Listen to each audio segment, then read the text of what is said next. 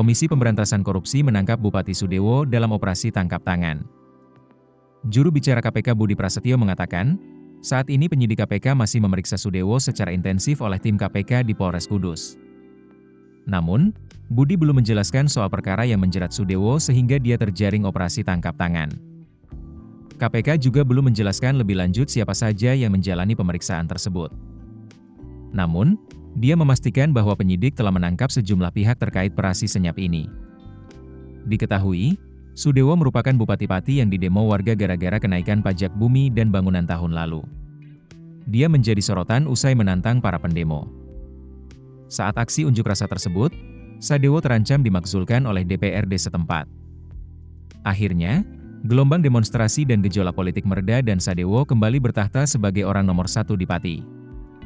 Dalam aksi unjuk rasa itu Sudewo sempat disebut-sebut terlibat dalam kasus dugaan korupsi proyek jalur kereta api. Dia disebut menerima duit terkait proyek itu saat masih menjabat sebagai anggota Komisi 5 DPR RI. Bahkan, sejumlah elemen masyarakat Pati sempat membuat camp di depan gedung KPK pada awal September 2025 lalu. Mereka menuntut lembaga anti rasuah mengusut Bupati Sudewo dan lengser dari jabatannya. Keputusan bisnis terbaik datang dari data, bukan tebakan. Mudah berlangganan Business Insight dengan subscribe with Google.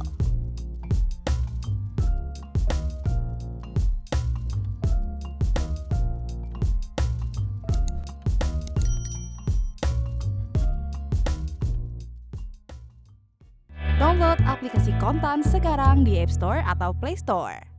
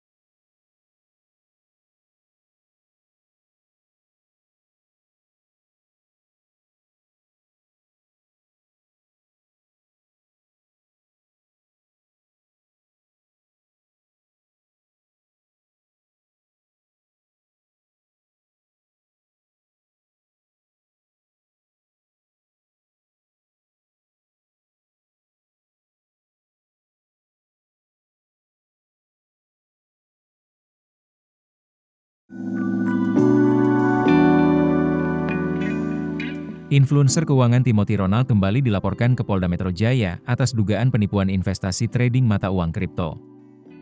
Kali ini, korban bernama Agnes mengaku mengalami kerugian sebesar 1 miliar rupiah setelah bergabung dengan komunitas di Akademi Kripto sejak 2023 lalu. Agnes sebetulnya sudah berkecimpung di dunia investasi kripto selama 5 tahun. Saat berkenalan dengan Timothy, Agnes tertarik bergabung dengan komunitas untuk memperoleh ilmu lebih dalam.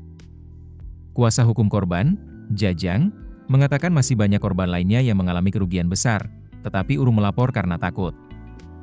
Agnes membuat laporan baru dengan tujuan penambahan pasal lainnya yang berkaitan dengan pelaporan yang dilakukan oleh korban sebelumnya.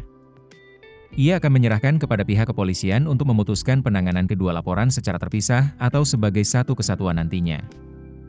Sejauh ini telah ada 2 laporan yang masuk terkait Timothy Ronald. Adapun pasal yang dilaporkan yakni pasal 45 ayat 1, Jungto 28, 1, atau pasal 80, 81 dan 82 UU Nomor 3 Tahun 2011 tentang transfer dana. Kemudian pasal 492 KUHP tentang perbuatan menguntungkan diri sendiri, dan atau pasal 607 ayat 1, huruf A, B, C tentang tindak pidana pencucian uang. Dengan ketentuan KUHP baru yang tertuang dalam UU Nomor 1 Tahun 2023 ini, terlapor terancam pidana penjara 15 tahun atau denda 5 miliar rupiah. Sebelumnya, korban dugaan penipuan investasi trading mata uang kripto bernama Yanger juga melaporkan influencer keuangan Timothy Ronald ke polisi. Kerugian yang dialaminya mencapai 3 miliar rupiah. Yanger mengaku awalnya tertarik dengan citra Timothy Ronald sebagai influencer finansial yang kerap memamerkan kesuksesan investasi kripto di media sosial. Ia melihat gaya hidup mewah Timothy sebagai bukti keberhasilan investasi yang ditawarkan. Keputusan bisnis terbaik datang dari data, bukan tebakan.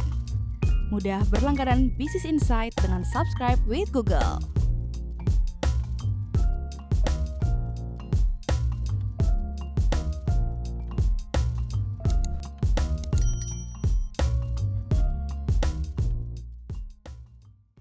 Download aplikasi Kontan sekarang di App Store atau Play Store.